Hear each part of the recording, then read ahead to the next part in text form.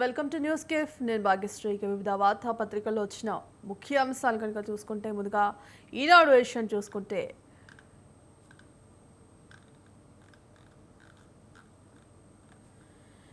సేవింగా స్పేపింగా డిస్కౌంట్ల పేరుతో ఊరించడం, ఆలోచించకుండానే సమయం కూడా ఇవ్వకపోవడం, ఏదో కొందామని వస్తే అవసరం లేనన్ని కొనుక్కునేలా చేయడం, ఇదంతా ఓ మార్కెటింగ్ వల్ల. దాని పేరు సేవింగ్. హైకోర్టు న్యాయమూర్తి జస్టిస్ గిరిజా ప్రియదర్శిని కన్నుమూత. 2022 నుంచి తెలంగాణ ఉన్నత న్యాయస్థానంలో సేవలు, అనారోగ్యంతో తుది శ్వాస. పాక్కు మరో ఝలక్. పాకిస్తాన్ గొంతు ఎండలా, భారత్ మరో నిర్ణయం. జగలీహర్ నుంచి నీళ్లు నిలిపివేత. పంజాబ్ ప్రావిన్స్ కు ఇక కష్టమే. భారత్ నౌకలపై దయాది దేశం నిషేధం. ఇక వాయుసేనతో ఘర్షణ జరగొచ్చన్న పాక్ మంత్రి. ఆంధ్రజ్యోతి ఎడిషన్ చూసుకుంటే విషం చిమ్ముదాం, సర్కార్పై జగన్ ముఠా వ్యూహం, వారాంతంలో హైదరాబాద్ రహస్య భేటీలు. ఇక కడప జిల్లాకు చెందిన మాజీ ఐఏఎస్ సారథ్యం, రిటైర్డ్ ప్రస్తుత అధికారులతో మంత్రాంగం. ముఠాలో సుమారు 25 మంది సభ్యులు. ప్రభుత్వంపై తప్పుడు ప్రచారం చేయడమే ఎజెండా.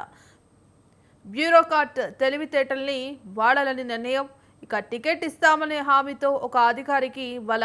రాజధాని సమాచారం అంతా చేరవేస్తున్న ఆ ఆఫీసర్. అకాల వర్షం తీరని నష్టం. మండు వేసవిలో భారీగా వర్షంతో సర్వత్రా అతలాకుతలం. 8 మంది దుర్మరణం. 1000 ఎకరాల్లో మామిడి, వరికి నష్టం. దెబ్బతిన్న అరటి, బొప్పాయి, కొబ్బరి, మొక్కజొన్న. పిడుగులు పడి 6 మృత్యువాత. చెట్టు కూలి ఓ బాలుడు. విద్యుద్ఘాతకంతో మరొకరు. విద్యుత్ స్తంభాలు విరిగి సరఫరాకు అంతరాయం. విజయవాడ, కాకినాడల్లో ముంచెత్తిన జోరు వాన. ఉభయ గోదావరి జిల్లాలో భారీ నష్టం. మంత్రుల సమీక్ష. నేడు రేపు భారీ వర్ష సూచన. ఎక్కడికక్కడ నిలిచిన కరెంటు సరఫరా. యుద్ధ ప్రాతిపదికన పునరుద్ధరణ చర్యలు. చౌకబారు విమర్శలను తిప్పికొట్టండి. ఏ మంచి కార్యక్రమం చేపట్టినా వైసీపీ దుష్ప్రచారం చేస్తుందన్నారు చంద్రబాబు. ఇక ఈ నెలలోనే అన్నదాత సుఖీభవ, జూన్ తొలి వారంలో తల్లికి వందనం, చదువుకునే పిల్లలకు 15,000 రూపాయలు, సూపర్ 6 హామీలు అమలు చేస్తున్నాం. వీటన్నింటికీ ప్రజల్లోకి తీసుకువెళ్లాలి. నామినేటెడ్ పదవుల్లో అధిక శాతం భర్తీ. త్వరలోనే మిగతావి పూర్తి చేస్తాం. 18 కల్లా సంస్థాగత నియామకాలు. మహానాడు తర్వాత రాష్ట్ర కమిటీ. ప్రధాని సభతో ప్రపంచం దృష్టిని ఆకర్షించిన అమరావతి. పార్టీ నేతలతో టెలికాన్ఫరెన్స్లో చంద్రబాబు. 4,000 ఎకరాలు, 80,000 కోట్లు. రాజధానిలో ల్యాండ్ మానిటైజేషన్తో నిధులు. ఎకరం 20,000 కోట్లకు విక్రయించాలని నిర్ణయం. అమరావతిలో వివిధ ప్రాజెక్టులకు వినియోగం తీసుకున్న రుణాల తిరిగి చెల్లింపులకు కూడా 2వ దశ ల్యాండ్ మానిటైజేషన్ జాబితాలో. రియల్ ఎస్టేట్ సంస్థలకు 40 నిష్పత్తితో భూములు. అభివృద్ధి చేసిన గృహాలు, విల్లాలు, కమర్షియల్ స్పేస్, ఫ్లాట్ల రూపంలో ప్రభుత్వానికి సమకూరుస్తున్న ఆస్తులు. భవిష్యత్తులో ఆర్థిక ఇబ్బందులు తలెత్తకుండా ప్రణాళికలు. మాకెందుకీ అన్యాయం. డిఎస్సి అర్హతకు మార్కుల గండం. డిగ్రీలో 50% ఉండాలని నిబంధన. జీఈడీ జనరల్ అభ్యర్థుల ఆవేదన. 2011 కంటే ముందు జీఈడీ విద్యార్థులకు ఎన్సిటికి మార్పుల మినహాయింపు. సుప్రీం ఆదేశాలతో మార్గదర్శకాల మార్పు. ఏపీ డిఎస్సితో అమలు కాని ఆ సడలింపు. తెలంగాణలో జనరల్కు 45%.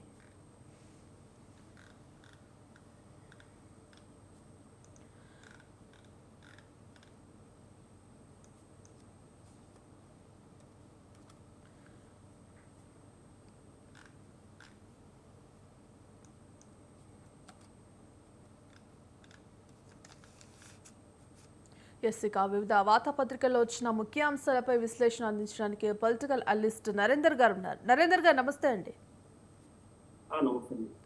నరేందర్ గారికి ముఖ్యంగా చూసుకుంటే ఇవాళ జేఏసీ పోరుబాట చేపట్టబోతున్నట్టుగా తెలుస్తోంది. ఇక తమ డిమాండ్లను కూడా పరిష్కరించాలంటూ కూడా జూన్ 9న లక్షలాది మందితో కూడా చెలో హైదరాబాద్ అనే పేరుతో కూడా నిరసన వ్యక్తం చేసేందుకు కూడా ఇటు ఉద్యోగులు సిద్ధంగా ఉన్నట్టు కనిపిస్తుంది. అంటే దీన్ని ఏ విధంగా చూడొచ్చు? ప్రభుత్వం ఇప్పటికైనా స్పందించి ఈ జేఏసీ ఉద్యోగుల సమస్యలు పరిష్కరించే విధంగా చర్యలు తీసుకుంటుందని అనుకోవచ్చా? అంటే తప్పకుండానండి. ఎందుకంటే ఇప్పుడున్న ప్రస్తుతం రాష్ట్రంలో అధికారంలో ఉన్న కాంగ్రెస్ పార్టీ ఫస్ట్ పాయింట్ వాళ్ళు కొంచెం డెమోక్రటిక్ గా వ్యవహరిస్తున్నారు కాబట్టి ఎవరైనా నిరసనలు వ్యక్తం చేయడానికి అవకాశం కల్పిస్తున్నారు గతంతో పోలిస్తే. సో ఈ ఉద్యోగులు గత 10 సంవత్సరాలుగా చాలా ఇబ్బందులు పడుతున్న పరిస్థితి మనం తెలంగాణ రాష్ట్రంలో చూస్తా ఉన్నాం. సో వాళ్ళ లాంగ్ పెండింగ్ ఏవైతే ప్రాబ్లమ్స్ ఉన్నాయో వాటి పరిష్కారం కోసం ఇక ప్రత్యక్ష ఆందోళనకు దిగడమే వాళ్ళకు ఒక పరిష్కారం లాగా కనిపిస్తా ఉన్నది. అందుకోసమే వాళ్ళు పిలుపునిచ్చారు. అందులో ముఖ్యంగా జేఏసీ అనే వర్డ్ ఒక తెలంగాణ చరిత్రలోనే చాలా అద్భుతంగా పనిచేసింది. జేఏసీ అన్న పేరుతోనే ఈ రోజు ప్రత్యేక తెలంగాణ రాష్ట్రం సాధ్యమైందంటే JAC students, JAC employees, every sector లో కూడా జేఏసీ పేరుతో అందరూ యూనిటీ అయి సాధించుకున్నారు. సో ఎంప్లాయీస్ కు సంబంధించి నిజంగా గవర్నమెంట్ ఎంప్లాయీస్ అంటే గవర్నమెంట్ ప్రతినిధులుగా పిలుస్తారు ప్రజల్లో. వాస్తవానికి ప్రజాప్రతినిధులు వస్తారు, ప్రతి 5 ఏళ్లకు ఒకసారి మారిపోతారు. కానీ గవర్నమెంట్ ఎంప్లాయీ ఒకసారి సర్వీస్ లోకి వచ్చాడంటే అట్లీస్ట్ ఆయన రిటైర్ అయ్యే వరకు 30 to 35 years సర్వీస్ లో ఉండే అవకాశం ఉంటుంది. సో వాళ్ళ సమస్యలను సావధానంగా పరిష్కరించాల్సిన అవసరం అనేది ప్రభుత్వం పైన ఉంది. అంటే డిమాండ్ల పేరుతో గొంతెమ్మ కోరికలు కాకుండా కొన్ని హెల్త్ రిలేటెడ్ ఇష్యూస్ కానీ, ఫైనాన్షియల్ ఇష్యూస్ కానీ జెన్యున్ గా ఉన్న వాటిని ఎక్కువ టైం తీసుకోకుండా పరిష్కరించాల్సిన అవసరం ఉంది. కాకపోతే ఇప్పుడు రాష్ట్రంలో ఉన్న కాంగ్రెస్ ప్రభుత్వం ఏం చెప్తా ఉన్నదంటే నిధుల కొరత చాలా తీవ్రంగా ఉన్నది, సో మేము చేయలేకపోతున్నాం, కొంత టైం కావాలి అనేది వాళ్ళు అడుగుతా ఉన్నారు. కాకపోతే ఎంప్లాయీస్ విషయంలో ప్రయారిటీ ఇచ్చి జెన్యున్ ప్రాబ్లమ్స్ మాత్రం ఇమీడియట్ గా పరిష్కరించాలి. ఎందుకంటే ఈ ఆందోళన బాటలు ఇవన్నీ కూడా అటు సామాన్య ప్రజలకు కానివ్వండి, అక్కడ అధికార యంత్రాంగానికి కానివ్వండి, అన్ని రకాలుగా ఇబ్బందులు ఎదురయ్యే అవకాశం ఉంటది. సో ఆ పరిస్థితి రాకుండా వాళ్ళతో చర్చలు జరిపి సాధ్యమైనంత తొందరగా వీటిని పరిష్కరిస్తే బాగుంటుందండి. ఎస్ సార్, నరేందర్ గారు ఇప్పటికే 16 నెలలు గడిచినప్పటికీ కూడా ఎటువంటి ఫలితం లేదు. మరి ఇటు జేఏసీ ఉద్యోగుల సమస్యల పట్ల ప్రభుత్వం పూర్తి నిర్లక్ష్యంగా వ్యవహరిస్తోంది. అందుకే ఈ జూన్ 9న చెలో హైదరాబాద్ పేరిట ప్రత్యేక కార్యాచరణ రూపొందించి ఈ నిరసన కార్యక్రమం చేపడుతున్నాము అని చెప్తోంది. మరి ఈ నేపథ్యంలో ఇప్పటికైనా ప్రభుత్వం స్పందించి మరి అటు ఉద్యోగుల సమస్యలు పరిష్కరించే విధంగా ఏమైనా అవకాశం ఉందంటారా? తప్పకుండా ఉంటుంది. ఎందుకంటే ఇప్పుడు చేజారే వరకు పరిస్థితి చూసే పరిస్థితి లేదు. ఏ విషయమైనా కూడా కొంతమంది ప్రతినిధులను, ఉద్యోగులకు సంబంధించిన ప్రతినిధులను పిలిపించి వాళ్ళతో చర్చలు జరిపే అవకాశం ఉంటుంది. సో ఈ విషయంలో కొంతమంది అంటే తెలంగాణకు సంబంధించిన మేధావులు కానివ్వండి, ఆ ప్రజాప్రతినిధులు కానివ్వండి, వీళ్ళు with in the ruling party వాళ్ళు కానివ్వండి, చర్యలు తీసుకుంటే బాగుంటుంది. తీసుకొని వాళ్ళు ముందుకెళ్తే ఇది డెఫినెట్ గా పరిష్కారం వచ్చే అవకాశం ఉంది. ఎస్ నరేందర్ గారు, ముఖ్యంగా ఇప్పటికే 9,000 కోట్ల రూపాయలు కూడా బిల్లులు యుద్ధ ప్రాతిపదికన పెండింగ్లో ఉన్నాయి. అంటే వీటిని వెంటనే ఆ బిల్లులు కూడా క్లియర్ చేయాలి. ఇక పెండింగ్లో ఉన్న 5 కరువు భత్యాలను కూడా తక్షణమే విడుదల చేయాలి. ఇటు ఆరోగ్యానికి సంబంధించిన రక్షణ పథకాన్ని కూడా మాకు వర్తింప చేయాలి, అమలు చేయాలంటూ కూడా ఇప్పటికే ముఖ్యంగా ఈ జేఏసీ ఉద్యోగ ప్రధాన తీర్మానాలు విడుదల చేసినట్టుగా తెలుస్తోంది. మరి వీటన్నింటిపై ప్రభుత్వం సానుకూలంగా స్పందించే అవకాశం ఏమైనా కనిపిస్తుందంటారా? తప్పకుండా ఇవ్వాల్సిందే. ఎందుకంటే ముఖ్యంగా ఫస్ట్ పాయింట్ వచ్చేసి హెల్త్ ప్రాబ్లమ్స్. ఎంప్లాయీస్ ఏదైతే వాళ్ళు వర్క్ ప్రెషర్ తో కానివ్వండి, ఇతర కారణాలతో కానివ్వండి, చాలా మంది అనారోగ్యానికి గురై వాళ్ళు లక్షల రూపాయలు ఖర్చు చేసి ఆ బిల్స్ రాకుండా చాలా ఇబ్బంది పడుతున్న పరిస్థితి చూస్తా ఉన్నాము. ఎందుకంటే వాళ్ళు ఒక గవర్నమెంట్ ఎంప్లాయీగా ఉన్నారంటే వాళ్ళకు ఒక భరోసా, ఏదైనా ఆరోగ్యపరంగా సమస్య వస్తే వాళ్ళకు గవర్నమెంట్ నుంచి రియంబర్స్మెంట్ వస్తుంది అనే అది ఉంటుంది. కాబట్టి ఆశ ఉంటుంది. కాబట్టి వాటి విషయంలో టాప్ ప్రయారిటీ ఇవ్వాలి. మెడికల్ బిల్స్ అనేది తొందరగా ఇచ్చేయాలి. దాంతో పాటు కరువు భత్యాలు కూడా పెండింగ్ లో ఉండడంతో అందరు ఉద్యోగులు కూడా ఇబ్బంది పడుతున్న పరిస్థితి చూస్తా ఉన్నాం. ఎందుకంటే ఈ రోజు మార్కెట్ లో ఉన్న పరిస్థితి ప్రతిరోజు నిత్యావసర వస్తువుల ధరలు కానీ, మిగతా ధరలు కానీ అన్ని పెరగడమే తప్ప తగ్గడం అనేది మనకు కనిపించదు సొసైటీలో. సో దానికి తగ్గట్టు ప్రపోర్షనేట్ గా ఎప్పటికప్పుడు ఈ చర్యలు తీసుకుంటే వాళ్ళకు కొంత రిలీఫ్ గా ఉంటుంది. 9,000 కోట్లు అనేది చాలా పెద్ద అమౌంట్ అయినప్పటికీ వాళ్లకు ఉపశమనం కలిగించే చర్యలతో ముందుకెళ్తే బాగుంటుంది. ఈ విషయంలో గవర్నమెంట్ కూడా దిగి రావాల్సిన అవసరం ఉన్నది. ఎందుకంటే గవర్నమెంట్ ఈ విషయంలో ఏమాత్రం నిర్లక్ష్యం చేసినా కూడా అది ఒక రాంగ్ సంకేతాలు ప్రజలకు వెళ్ళే అవకాశం ఉంటుంది. సో మీరు అన్నట్టు 16 నెలలు అయింది గవర్నమెంట్ వచ్చి. సో అక్కడ విజిబుల్ యాక్షన్ అనేది కనిపించాలి.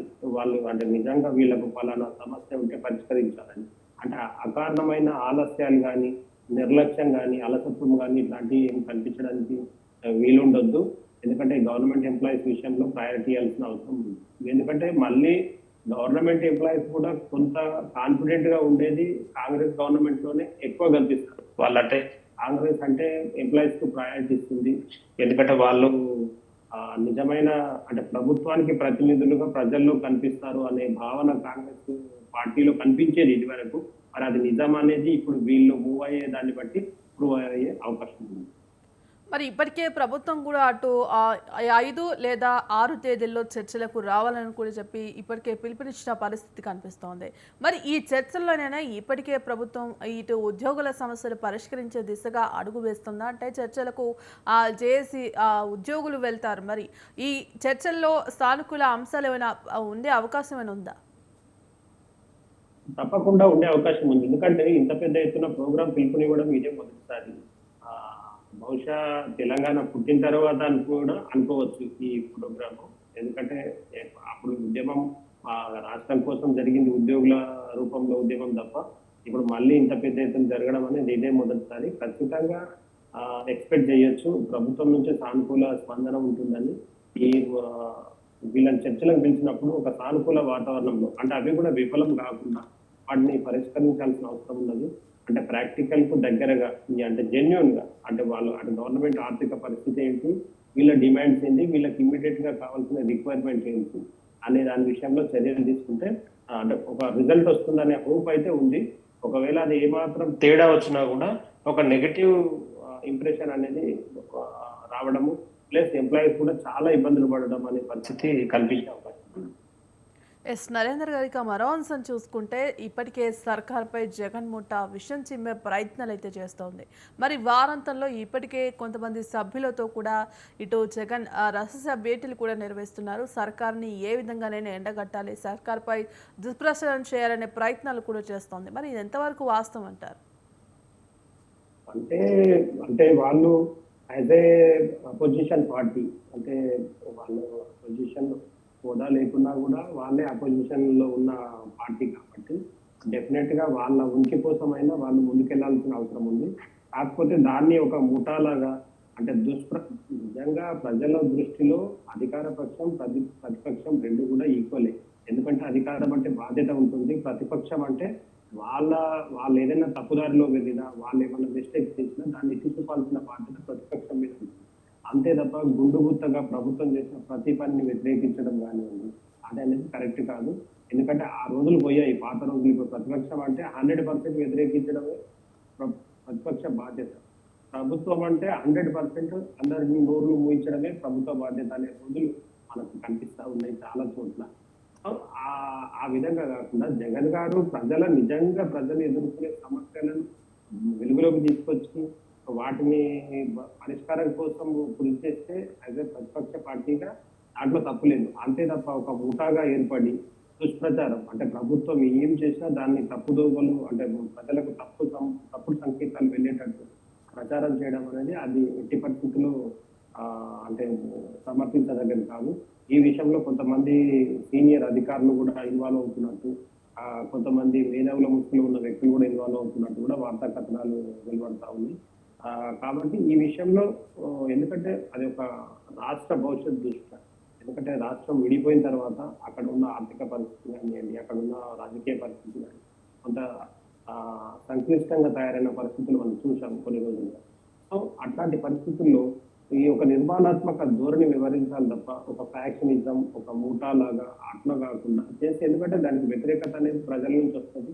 ఎందుకంటే ఆల్రెడీ వైఎస్ఆర్సీపీ పార్టీ ఎక్స్పీరియన్స్ చేసింది. వాళ్ళకు లాస్ట్ ఎలక్షన్స్ లో వాళ్ళు ఊహించని ప్రభుత్వం రావడమే కాదు, ఈవెన్ అంటే ఊహించని స్థాయిలో వాళ్ళు ప్రజా వ్యతిరేకత అనేది రిసీవ్ చేసుకోవడం జరిగింది. కాబట్టి ఆ పరిస్థితి భవిష్యత్తులో ఉండొద్దంటే ఒక ప్రజలే లక్ష్యంగా అంటే ప్రజల బాగు కోసమే ముందుకెళ్ళాలి తప్ప నేను పార్టీ నిలబెట్టుకోవడానికి ఏ పనులైనా చేస్తానంటే అందులో ఆంధ్రప్రదేశ్ ప్రజలు చాలా విఘ్నులు, వాళ్ళు కూడా చాలా ఆచితూచి నిర్ణయం తీసుకుంటారు. కాబట్టి ఈ విషయంలో కొంచెం అంటే జాగ్రత్తగా ముందుకెళ్తే బాగుంటుంది. ఈ సిగ్నల్స్ వెళ్లకుండా, ఎందుకంటే ఈ ముఠా సంస్కృతి అనేది కరెక్ట్ కాదు.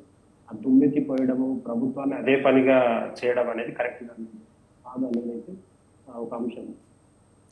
ఎస్ నరేందర్ గారు, మరి ఇప్పటికే ఇటు అమరావతి పైన కూడా తప్పుడు ప్రచారం చేసేలా అయితే ప్రయత్నాలు అయితే చేస్తుంది. మనకు తెలుసు అమరావతి అనగానే ఇది ఆంధ్ర రాష్ట్ర ప్రజల ఆకాంక్షల ప్రతిరూపం. మరి రాష్ట్రం విభజన ఏర్పడి కూడా 11 ఏళ్ళు గడిచినప్పటికీ గత ప్రభుత్వంలో కూడా అమరావతిలో ఎటువంటి అభివృద్ధి అనేది జరగలేదు. మరి ఇప్పుడు కూటమి సర్కార్ ఇప్పుడు అధికారంలోకి వచ్చింది. ఇప్పుడు అమరావతిని అభివృద్ధి చేసే దిశగా ప్రయత్నాలు పునర్నిర్మాణ పనులు కూడా మొదలుపెట్టిన పరిస్థితి కనిపిస్తోంది. మరి ఈ నేపథ్యంలో ఇటు అమరావతికి సంబంధించిన సమాచారాన్ని సేకరించేందుకు కూడా అక్కడ ఓ ఆఫీసర్కు వల వేసినట్టుగా తెలుస్తోంది. మరి ఇది ఎంతవరకు నిజం అంటారు? అంటే అదే ఇప్పుడు అక్కడ మీకు అమరావతి అనేది మొన్నటి వరకు ఆంధ్రప్రదేశ్ కు రాజధానే లేదు అని ఒక విచిత్రమైన పరిస్థితి కనిపించింది. మొన్న గత 5 సంవత్సరాలుగా 10 సంవత్సరాలుగా స్పెసిఫిక్ గా అక్కడ రాజధాని లేని రాష్ట్రం ఏది ఈ దేశంలో అంటే ఆంధ్రప్రదేశ్ అన్న పరిస్థితిని చూసాము. సో ఇప్పటికైనా అక్కడ ఎందుకంటే పార్టీలకు అతీతంగా ప్రజల ఆకాంక్షలకు దగ్గరగా రాజధానిని డెవలప్ చేయాల్సిన అవసరం ఉంది. అంతే తప్ప రాజధానిని ఇబ్బందులు పెట్టడానికి, అది రాకుండా ఇంకా నష్టపరచడానికి చేయడం అనేది ఎంత మాత్రం కూడా క్షేమం కాదు. ఎందుకంటే ఇప్పుడు గత 10 సంవత్సరాలు కూడా కేంద్రంలో బీజేపీ ప్రభుత్వం ఉంది.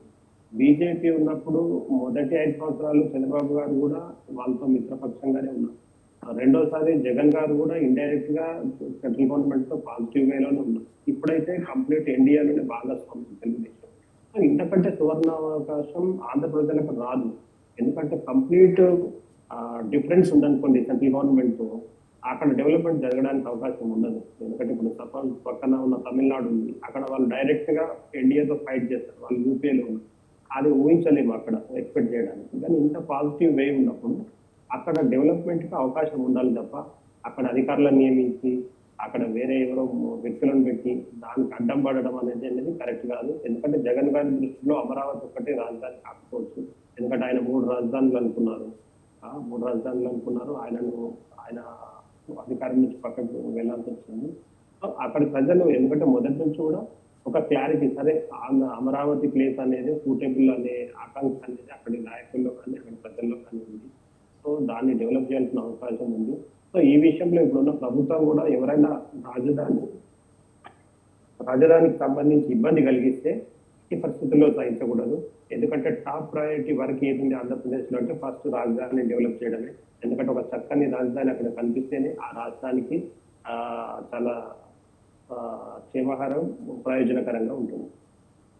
ఎస్ నరేంద్ర గారు, మరి ఇప్పటికే సర్కార్పై తప్పుడు ప్రచారం చేయడమే ఎజెండాగా పెట్టుకున్న ఈ జగన్ ఇప్పటికే ఇటు కొంతమంది ఐఏఎస్ ఐపీఎస్ అధికారులు కూడా వలవేసి ఇందులో కొంతమంది రిటైర్డ్ ఆఫీసర్లు కూడా ఉన్నట్టుగా తెలుస్తోంది. మరి ఇది ఎంతవరకు వాస్తవం అంటారు? మరి సర్కార్పై కూటమి సర్కార్పై తప్పుడు ప్రచారాలు చేయడమే ఎజెండాగా జగన్ కీలక పాత్ర పోషిస్తున్నారు అనుకోవచ్చా? అదే దురదృష్టం. ఎందుకంటే ఆఫీసర్స్ ఆల్ ఇండియా సర్వీస్ వాళ్ళు కానివ్వండి, స్టేట్ లెవెల్ ఆఫీసర్స్ కానీ సరే వాళ్ళకు రాజకీయాలు ఇంట్రెస్ట్ ఉంటే వాళ్ళు వాళ్ళ జాబ్లు వదిలేసి డైరెక్ట్ గా వాళ్ళకి నచ్చిన పొలిటికల్ పార్టీలు కులపరంగా కానీ, ఆర్థిక పరంగా కానీ, సమాజ పరంగా కానీ వాళ్ళు చేరి వాళ్ళు యుద్ధాలు చేయొచ్చు. ఎందుకంటే అవకాశం ఉంది మనకు, మన చట్టాల్లో వాళ్ళు అది ఉంది. అంతే తప్ప మనం ఒక పని చేస్తూ ఆ పనిని ఒక కోవట్టుగా మారి ఆ పదవిని వేరే ప్రయోజనాలకు వాడడం అనేది ఎట్టి పరిస్థితుల్లో కరెక్ట్ కాదు. ఇట్లాంటి ఆఫీసర్లు ఎందుకంటే వాళ్ళకు సంబంధించిన నియామావళి, వాళ్ళ క్రమశిక్షణ దాంట్లో కూడా ఇవన్నీ బేసిక్ లక్షణాలు. సో ఈ విషయంలో అధికారులు ఒక రోల్ మోడల్ గా ఉండాలి. అంటే వేరే కింది స్థాయి ఉద్యోగులకు కానివ్వండి, సమాజానికి కానీ ఒక రోల్ మోడల్ గా ఉండాలి తప్ప వాళ్ళు రకరకాల కారణాలతో ఇలా కోవట్లాగా ఉంటూ పార్టీలో ఉంటూ ఆ పవర్ ను పక్కన అడ్డం పెట్టుకొని వాళ్ళు మేము చూపిస్తాము, బయట దుర్మార్గం చేస్తామంటే మనకైతే ఇప్పుడు చూస్తా ఉన్నాము.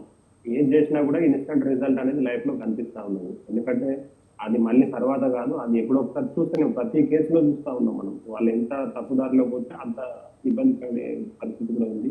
కాబట్టి ఈ విషయంలో ఈవెన్ సెంట్రల్ గవర్నమెంట్ కూడా ఈ ఆఫీసర్ల విషయంలో కొంచెం చర్యలు తీసుకుంటే బాగుంటుంది. వాళ్ళు ఎక్కడైనా ఇట్లా అధికార దుర్వినియోగం చేస్తున్నారు అనేది వచ్చినప్పుడు మాత్రం డెఫినెట్ గా కొంత ఈ విషయంలో ముందుకుంటే బాగుంది. ఎస్ నరేంద్ర గారు, మరి ఇప్పటికే జగన్ ముఠా భారీ వ్యూహం అయితే రచిస్తోంది. మరి తప్పుడు ప్రచారాలు చేయడమే ఎజెండాగా లక్ష్యంగా పెట్టుకొని ఈ ప్రయత్నాలు అయితే కొనసాగిస్తుంది. మరి వీటన్నింటినీ కూటమి సర్కార్ తిప్పికొట్టి ఖచ్చితంగా అభివృద్ధి సంక్షేమం అమలు చేసే దిశగా ముందుకు వెళ్తుందని అనుకోవచ్చా? 100%. ఎందుకంటే కూటమి ప్రభుత్వానికి అన్ని వనరులు కానివ్వండి, అన్ని